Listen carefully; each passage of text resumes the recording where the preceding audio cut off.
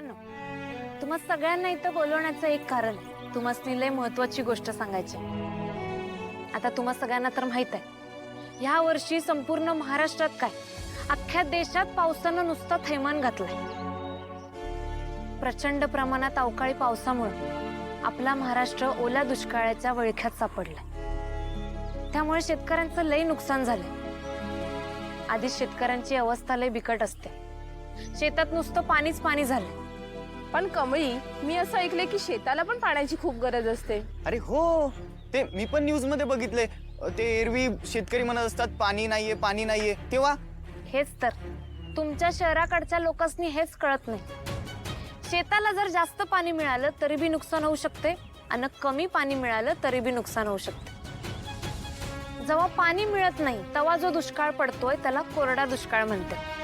आणि आता जसं प्रमाणाच्या बाहेर पाणी मिळालं त्याला ओला दुष्काळ म्हणतात. ह्यावेळी हा ओला दुष्काळ पडले, त्यामुळे सगळ्या पिकाचं नुकसान झालं. त्यामुळे मी सगळ्यांना आवाहन करतोय की फुल न फुलाची पाकळी बनवून आपण पूरग्रस्त शेतकऱ्यांना मदत करूया.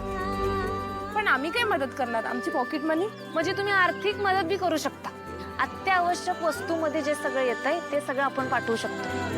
आता शेतकऱ्याचं सगळं पीकच वाहून गेलं तर त्याची पोरं बाळ बी उपाशी राहणार. मग त्यांची शाळा, त्यांची फी ते तरी कसं भागवणार? त्यामुळं जास्त काही नाही, पाव पाव किलो जरी धान्य सगळ्यांनी दिलं की नाही तरी होतंय बघ. अरे पण कमळी, हे असं पाव पाव किलोनी काय होणार आहे? अरे तुझी पाव किलोची एक मूठ आणि त्याच्या मागनं हजारो मुठी आल्या की नाही तर सगळ्या मुठी मिळून किती जमा होईल याचा विचार कर. ध्यानात येतंय की नाही? अरे आपला शेतकरी आपल्यासाठी एवढं कष्ट करून आपल्याला जगवतोय, त्याच्यासाठी आपण एवढं करू शकत नाही.